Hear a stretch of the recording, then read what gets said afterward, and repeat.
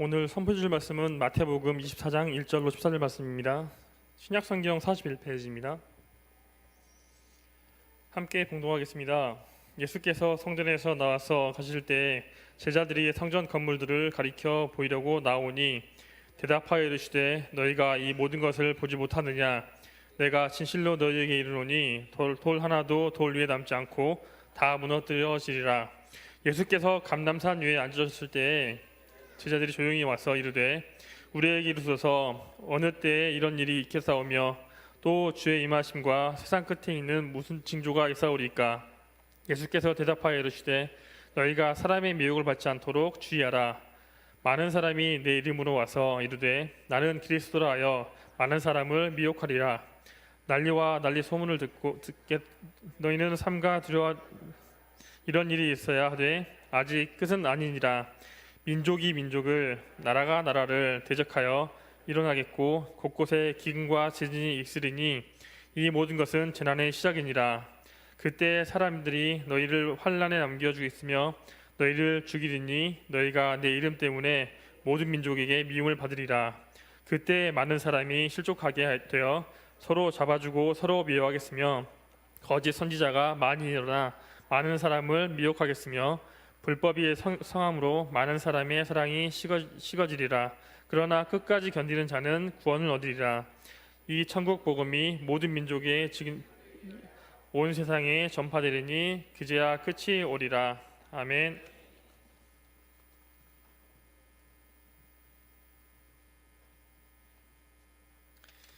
이 시간에 삼남전도의 담당 목사님이신 이병근 목사님 나오셔서 그제야 끝이 오리라라는 제목으로 하나님 말씀 주시겠습니다.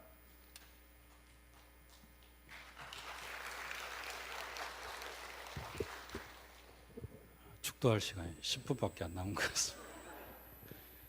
끝내고 내려가야 될 것 같은데 그제야 끝이 오리라 오늘 제목의 말씀입니다.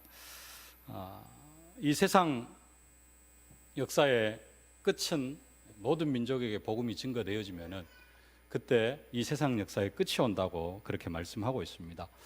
세상 역사는 지금 끝을 향해서 달려가고 있습니다. 토인비 역사학자 토인비는 역사는 반복되어지는 것이다 그렇게 이야기를 하는데요. 성경에도 반복이 있습니다.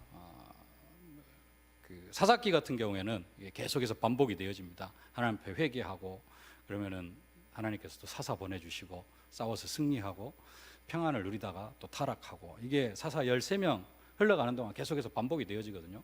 반복되어지는 것도 있습니다만은 기독교 역사가는 사실은 반복이면서 점진적으로 전진해 나가면서 끝 종말을 향해서 달려갑니다. 그래서 기독교 역사관은 창조, 타락, 구속, 종말 이걸로 딱 일직선으로 끝이 납니다. 끝이 있는데 그 끝이 언제냐? 이 천국 복음이 모든 민족에게 증언되기 위하여 온 세상에 전파되리니 그제야 끝이 오리라. 하나님은 지금 이 세상 역사를 모든 민족에게 복음이 증거되어지는 이것을 향하여서 하나님께서 이 세상 역사를 이끌어 가고 계신다라는 겁니다. 하나님이 다른 것 중심으로 세상 역사를 이끌어 가신 게 아니라 세계 복음화를 위하여서 모든 민족에게 복음이 증거되어지는 이것을 향하여서 하나님께서 이 세상 역사를 지금 이끌어 가고 계십니다. 그 속에 지금 우리가 구원을 받고 그 속에서 우리가 하나님 앞에 부름을 받았습니다. 그러면 우리의 인생이 어느 속에 있어야 되는가? 하나님은 우리에게 어떤 부분에 우리에게 관심을 가지고 계시냐 하는 것입니다. 지금 세상 역사는 종말을 위해서 달려갑니다만은 이미 오신 예수 그리스도 구약 시대는 오로지 모든 역사가 뭘 향해서 흘러가고 있냐면은 오실 그리스도를 향하여서 모든 역사가 진행이 되어집니다. 그래서 아담이 범죄하자마자 하나님께서 여자의 후손이 뱀의 머리를 상하게 할 것이다 이 언약을 주시고 구약의 모든 역사는 이 창세기 3장 15절에 의해서 해석이 되어집니다. 한 인생의 역사도 뭘로 해석이 되어지냐면은 이 창세기 3장 15절 여자의 후손이 어떻게 오시는가 크게 두 가지로 쓰임을 받습니다. 구약 시대에는 예표적으로 이 사람이 오실 그 그리스도의 어떤 그 예표론적으로 쓰임을 받는가? 우리 몇 주 전에 요나에 대해서 봤잖아요. 근데 요나는 예표론적으로 쓰임을 받습니다. 물고기 뱃속에 3일 동안 있으면서 예수 그리스도께서 무덤 속에 3일 동안 머물러 계실 것이다. 내가 요나의 표적밖에는 배울 표적이 없다. 요나가 뭐 여러 가지로 쓰임을 받습니다만은 요나에게서 요나의 인생에 중요한 것은 물고기 뱃속에서 3일 동안 있었습니다. 그겁니다. 왜 그게 요나에게 있어서 그처럼 중요하느냐? 구약의 모든 역사는 그리스도를 향하여서 오실 그리스도를 향하여서 하나님께서 구약의 역사 전체를 싹 이끌어 가시는데 이 일에 어떻게 예표가 되어지느냐? 그게 가장 중요한 거고요. 또 한 가지 중요한 것은 이 사람이 구약의 사람들이 그리스도가 오실 통로가 되어진다는 겁니다. 그러니까 그리스도의 오시는 족보 속에 있는 사람들. 또 한 가지는 이 사람의 삶을 통해서 그리스도께서 이루실 구속사역이 이 사람의 생을 통해서 어떻게 구약의 그림자적으로 나타나는가. 그게 구약 시대에 쓰임받은 사람들이고 구약 성경에 나타난 사람들입니다. 그 외에는 하나님께서 중요하게 보시지를 않습니다. 자, 여러분들이 잘 아는 걸로 가장 먼저 가인과 아벨 이야기가 있습니다. 가인과 아벨, 다른 이야기 아무것도 없습니다. 성경에. 아벨이 몇 살까지 살았고 몇 살에 첫 예배를 드렸고 뭐 이런 내용 아무것도 없습니다. 그냥 하나님 앞에 예배했어요. 근데 가인의 예배는 하나님께서 받으시지 아니하고 아벨의 예배를 하나님께 받으셨습니다. 가인이 기분 나빠가지고 아벨을 쳐 죽여버립니다. 근데 히브리서 11장에 보면은 그 아벨의 예배는 하나님께서 받으셨다 그럽니다. 그리고 가인의 그 예물에 대하여 또 증거하니라 그럽니다. 아벨이 뭘 했습니까? 아무것도 한 거 없습니다. 그냥 하나님 앞에 예배 하나 드렸는데 그거 하나님께서 기뻐 받으셨다라는 겁니다. 왜 하나님께서 그 예배를 기뻐 받으셨느냐? 왜 하나님께서 가인의 예배는 받지 않으셨느냐? 창세기 3장 15절에 그리스도를 보내주시겠다고 약속하셨는데 아벨의 예배에는 그 그리스도와 연관되어진 피의 예배가 있었던 겁니다. 그래서 하나님께서 아벨의 예배를 받으신 겁니다. 다른 것에 전혀 관심이 없습니다. 가인이 뭐 정성이 없이 하나님 앞에 예배를 드렸냐? 그것도 아닙니다. 정성스럽게 자기가 농사 지어가지고 거둔 그 곡식 가지고 하나님 앞에 정성스럽게 가인이 그냥 뭐랄까요? 중심도 없이 그냥 대충 해가지고 하나님께서 안 받으셨다 그러면은 가인도 별로 화가 안 났을 겁니다. 근데 자기도 나름대로 정성껏 하나님 앞에 예배를 드리는데 자기 예배는 안 받으신 거예요. 중요한 것은 예배의 정성에 있는 게 아니라 가인의 예배는 그리스도와 관계가 없는 예배라는 겁니다. 하나님께서 보시는 모든 기준이 뭐냐면은 그 그리스도가 있냐 없느냐. 창세기 5장 에녹 한번 에녹에 관한 이야기인데요. 성경에 나와 있는 에녹입니다. 한번 함께 봉독하겠습니다. 에녹은 65세에 무드셀라를 낳았고 무드셀라를 낳은 후 300년을 하나님과 동행하며 자녀들을 낳았으며 그는 365세를 살았더라. 에녹이 하나님과 동행하더니 하나님이 그를 데려가심으로 세상에 있지 아니하였더라. 이걸로 에녹의 역사는 끝입니다. 아무것도 없습니다. 그냥 하나님과 동행했고 하나님께서 그 에녹을 데려가셨다라고 이야기를 합니다. 근데 히브리서에서는 뭐라고 이야기합니까? 히브리서 11장 4절입니까? 5절. 함께 봉독하겠습니다. 믿음으로 에녹은 죽음을 보지 않고 옮겨졌으니 하나님이 그를 옮기심으로 다시 보이지 아니하였느니라. 그는 옮겨지기 전에 하나님을 기쁘시게 하는 자라 하는 증거를 받았느니라. 히브리서 기자가 말하는 것은 믿음으로 에녹은 죽음을 보지 않고 옮겨졌다라는 겁니다. 하나님이 그냥 옮기셨어요. 에녹이 한 거 하나님과 동행했다라는 겁니다. 어떻게 동행을 했는지 구체적인 내용도 없습니다. 근데 아벨 다음에 에녹으로 히브리서 11장에 그 중요한 믿음의 조상들의 그 믿음을 쭉 이야기를 하면서 에녹 이야기가 딱 들어갑니다. 과연 에녹이 여기에 올라갈 만큼 중요한 뭔가를 했냐? 그것도 아닙니다. 그건 뭐냐 이건? 중요한 것. 하나님께서 그를 죽음을 보지 않고 하늘로 올리셨다라는 겁니다. 이게 뭐와 연관이 있나요? 그리스도의 승천과 관계가 있어요. 그래서 하나님은 이 에녹 사건을 성경에다가, 창세기에서는 그냥 대충 지나가는 것 같습니다. 근데 히브리서 기자는 이 에녹 사건을 그렇게 귀중하게 여깁니다. 무엇과 연결이 되어져 있으니까요? 그리스도와 연결이 되어져 있으니까. 하나님께서 창세기 3장 15절에 예수 그리스도를 약속하시고 보내주겠다고 약속하셨는데, 지금 아벨이나 에녹, 그 다음에 이제 노아, 방주를 만들잖아요. 방주를 열심히 만들어서 그래서 자기 가족이 구원받아서, 그래서 노아가 그렇게 당대 의인입니까? 그게 아니고 이 방주가 그리스도를 예표하기 때문에, 창세기 3장 15절과 관계되어진 그 그리스도를 예표한 인생이 되어지기 때문에 믿음으로 노아는 방주를 만들었다라고까지 이야기를 합니다. 히브리서 11장에는 나오지 않습니다만은 가롯이란다. 유다 있습니다. 유다. 야곱의 넷째 아들 유다 이야기가 있습니다. 유다가 아들 셋이 있었잖아요. 그래갖고 큰 아들 결혼을 시켰는데, 다말하고 결혼을 시켰는데 큰 아들이 죽어버립니다. 둘째 아들은 다시 법이 형수하고 결혼을 해야 돼요. 결혼을 하는데 하여간 부정한 짓을 해가지고 둘째 아들도 죽습니다. 셋째 아들이 죽을 것 같으니까 유다가 며느리 다말을 셋째한테 주지를 않습니다. 그리고 친정집에 가 있어라. 그러니까 이 다말이 시아버지하고 창녀로 변장을 해가지고 시아버지하고 이렇게 관계를 맺고 아들을 낳습니다. 베레스와 세례를 낳습니다. 그 중에 베레스를 통해서 그리스도가 오십니다. 왜 이런 역사가 성경에 이렇게 기록이 되어지느냐? 이유는 다른 것 때문에 그런 게 아니라, 창세기 3장 15절에 그리스도를 약속하셨는데 그 그리스도가 오시는 길이기 때문에 그렇습니다. 하나님의 모든 관심, 구약 성경의 모든 관심은 어디를 향하여서 무엇과 연결되어져서 흘러가고 무엇 중심으로 기록이 되어지냐?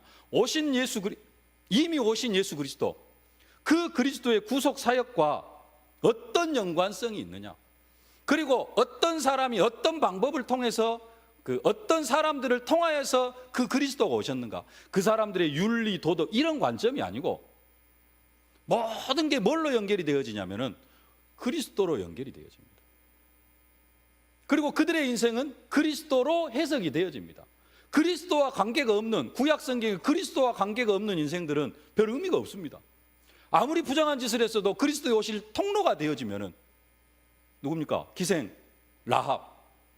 아무리 기생으로 살아왔다 할지라도 그가 믿음으로 들어오고 그 후손을 통해서 그리스도가 오시니까 성경에 기록이 되어지고 믿음의 조상의 대열 속으로 들어가는 겁니다. 하나님의 구약 성경의 모든 하나님의 관심은 다 어디에 가 있느냐? 창세기 3장 15절을 약속하시고 그 언약을 성취시켜 가시는데, 구약 성경은 딱 하나를 향하여서 흘러갑니다. 그리스도가 언제 오시는, 어떻게 오시는가? 그리고 이분이 어떻게 십자가에 못 박혀 죽으시고 부활하시는가?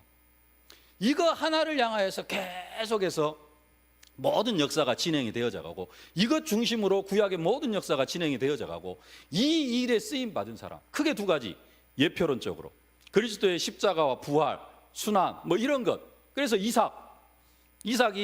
이삭을 번제로 드리는 것도 결국은 예수님께서, 하나님께서 자기 아들을 어떻게 하실 것인가, 이런 부분들에 연결되어진 걸로 지금 구약 성경에 기록이 되어지는 겁니다. 그러니까 하나님의 모든 관심은, 구약 성경의 모든 하나님의 관심은 그리스도밖에 없고, 오실 그리스도밖에 없고, 구약 성경의 모든 사람들은 뭐에 쓰임 받은 사람이냐? 이 그리스도에 오실 통로, 아니면은 그 그리스도의 예표론적인 사역, 이 두 가지에 하나님의 모든 관심이 다 있습니다. 그 외의 것들은 별로 관심이 없습니다. 한편으로 우리 요셉 이야기 많이 합니다. 요셉이 했다고 하는데요. 히브리서 11장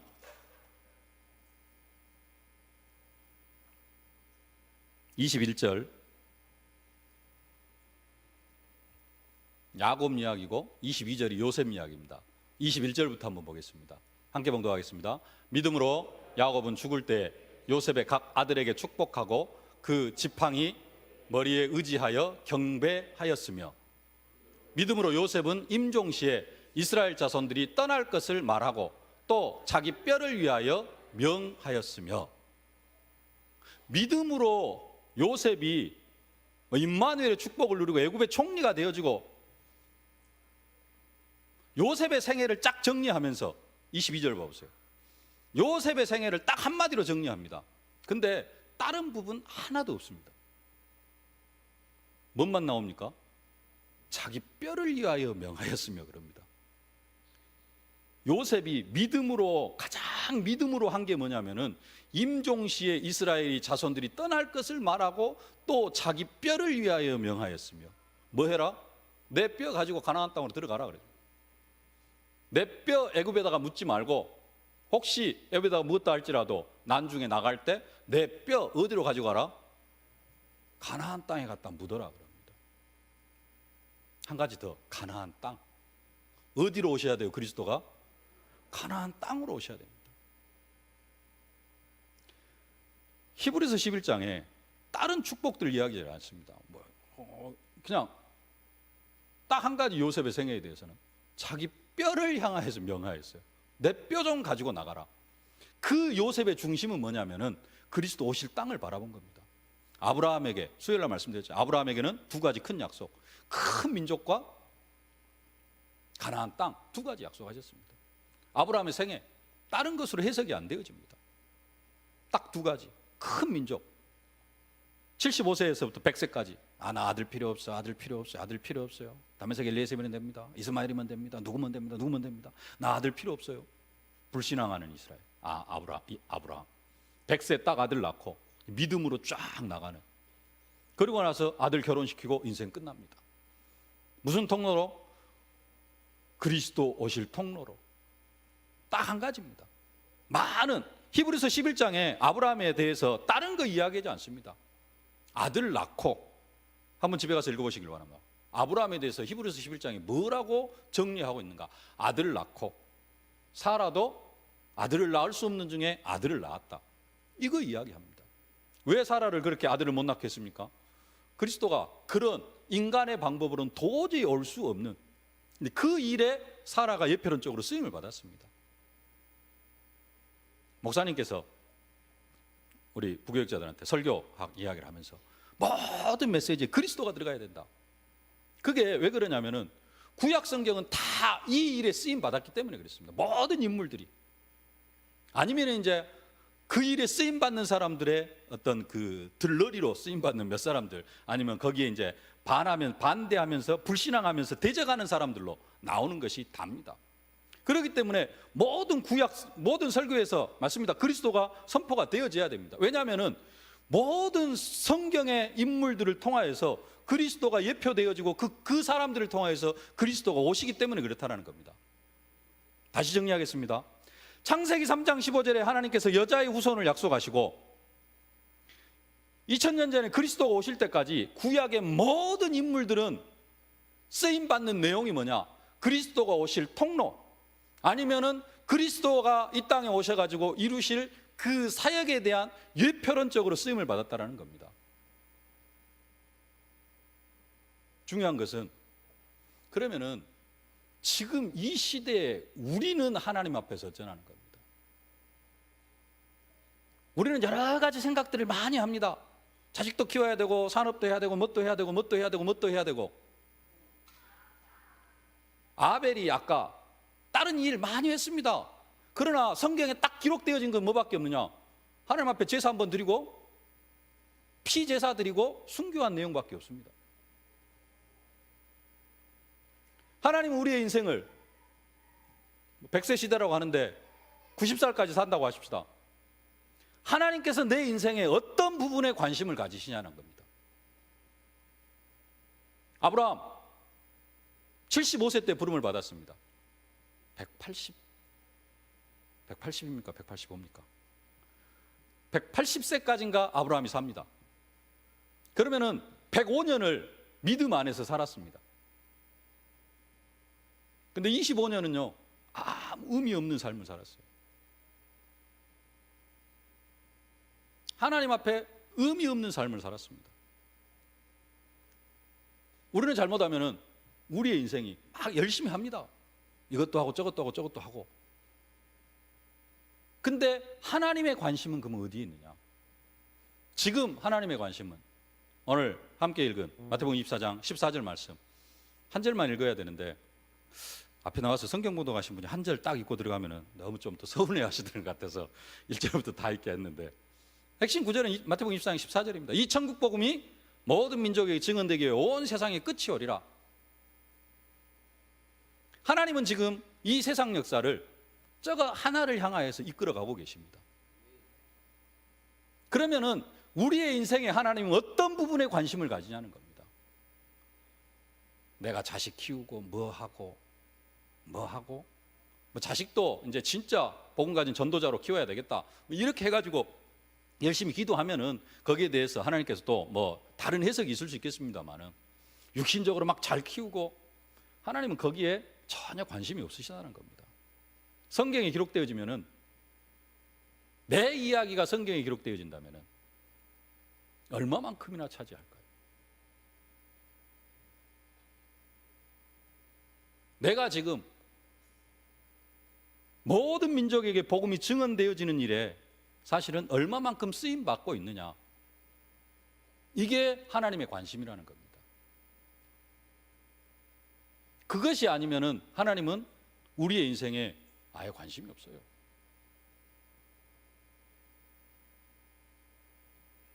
구약 성경에 기록되어진 내용이 그겁니다.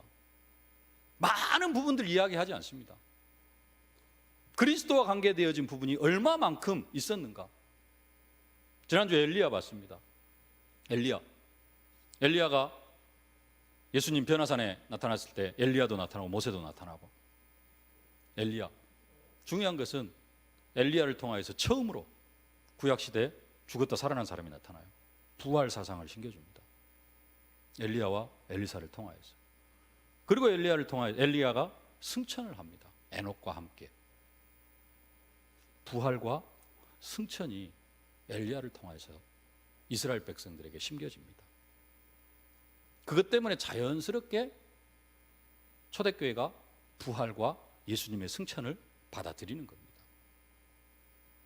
엘리야가 크게 쓰임받은 것은 그 부분입니다.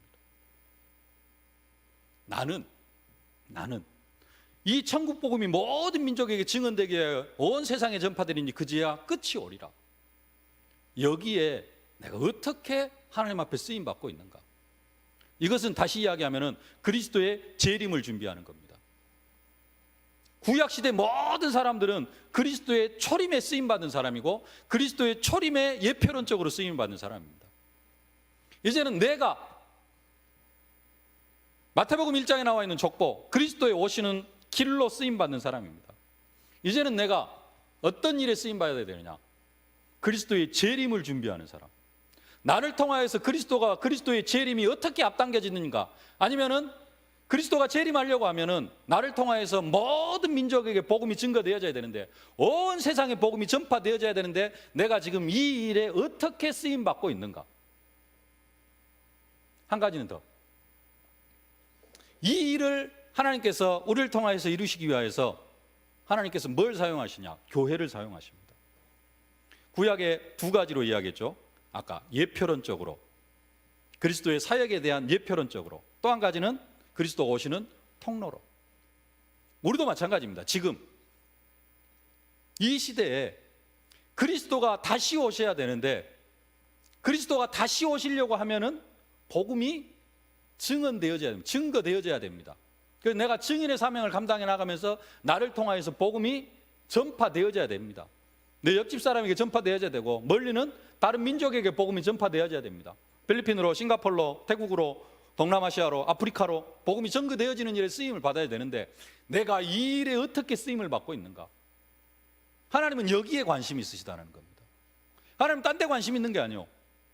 구약시대 모든 관심은 그리스도의 오심에 맞춰 있습니다. 지금 이 시대의 모든 하나님의 관심은 그리스도의 재림에 맞춰져 있다는 겁니다. 그래서 이 일에 내가 어떻게 쓰임 받는가? 또 한 가지는 지금 이 시대 그 그리스도의 재림을 위하여서 하나님께서 들어 사용하시는 게 바로 이 교회입니다. 그러면 내가 이 교회를 위하여서 이 교회를 세워가는 일에 어떻게 쓰임받고 있는가? 이 두 가지가 내 인생의 가치를 측량하는 그 척도가 되어진다는 겁니다. 그 외의 것들은 다 그냥 지나가는 것이라는 겁니다. 오늘 헌신을 다짐하는 우리 삼남 회원들이 크게 이 두 가지에 쓰임 받으시길 바랍니다. 그리스도의 재림을 준비하는, 그걸 하기 위해서는 내가 다른 거 하는 게 아니라 진짜 현장에서 말씀 운동하고, 오늘 김정환 성도님 일찍 합숙 갔다 와서 간증 포럼 했는데요, 이런 포럼들 다 나올 수 있기를 바랍니다. 그래서 다른 사람이 함께 은혜 받고 전도자로 세워져 가고, 다른 사람이 함께 훈련 속으로 인도받고, 그리고 또 현장에 전도하는 이 일에 쓰임 받을 수 있기를 바랍니다. 하나님의 모든 관심은 여기에 있습니다. 왜 여기에 관심이 있다고요? 정말 끝을 향하여서 흘러가고 있다니까요. 이 세상 역사가 한없이 흘러가는 게 아니라 끝을 향하여서 흘러가고 있습니다. 그리스도의 재림을 향하여서. 그 재림을 준비하는 게 뭐냐? 복음을 증거하는 겁니다. 그리고 그 일에 하나님께서 교회를 사용하십니다. 내가 이 교회를 든든히 세워가는 일에 어떻게 쓰임받고 있는가? 하나님의 모든 관심은 여기에 있다는 사실. 그걸 통해서 우리의 인생의 가치가 정립되어집니다. 여기에 쓰임받는 우리 삼남 회원들과 또 함께 예배하는 우리 모든 믿음의 식구들이 다 되어지실 수 있기를 주님의 이름으로 축복합니다. 살아계신 아버지 하나님, 은혜와 사랑을 진심으로 감사를 드립니다. 구약시대 모든 사람들이, 구약 성경에 기록되어진 모든 사람들이 그리스도의 오시는 통로로, 또 그리스도께서 이루실 사역에 예표론적으로 쓰임받았던 것처럼 하나님 이 시대에도 하나님의 모든 관심은 그리스도의 다시 오심, 재림을 향하여서 이 일에 쓰임받고, 또 이 일에 쓰임받는 교회를 세워가는 일에 헌신하는 사람들을 하나님께 축복하시고 그들을 통하여서 세계복음화를 이루어 가실 줄로 믿습니다. 아버지 하나님, 내가 그리스도의 재림을 준비하는 주인공이 되어줄 수 있도록 은혜로 함께하여 주시옵소서. 이 천국복음이 모든 민족에게 증언되어진 일에 하나님 내 자신이 쓰임받을 수 있도록 이 일에 무관한 자 되어지지 않게 하여 주시옵시고, 이 일에 주역이 되어줄 수 있도록 은혜로 함께하여 주시옵시고, 특별히 이 일을 위해 쓰임받는 우리 세계로 교회를 든든히 세워가는 렘넌트 공동체 훈련장을 세우고 정말로 복음 공동체를 이루어가는 일에 쓰임받는 우리 삼남 회원들과 세계로 교회 모든 성도들이 다 되어줄 수 있도록 은혜로 함께하여 주옵소서. 예수님의 이름으로 기도하옵나이다. 아멘. 만왕의 왕이 되신 우리 구주 예수 그리스도의 은혜와 우리 아버지 하나님의 무한하신 사랑하심과 성령의 충만하신 역사가 땅끝까지 모든 민족에게, 온 세상에 복음이 증언되어지는 일에 쓰임받기를 소망하는 모든 언약 백성들 머리머리 위에, 저들의 가정, 과정, 현장, 산업, 기도 제목 위에, 특별히 헌신을 다짐하는 삼남 회원들 머리머리 위에 이제로부터 영원토록 항상 함께 계실지어다. 아멘.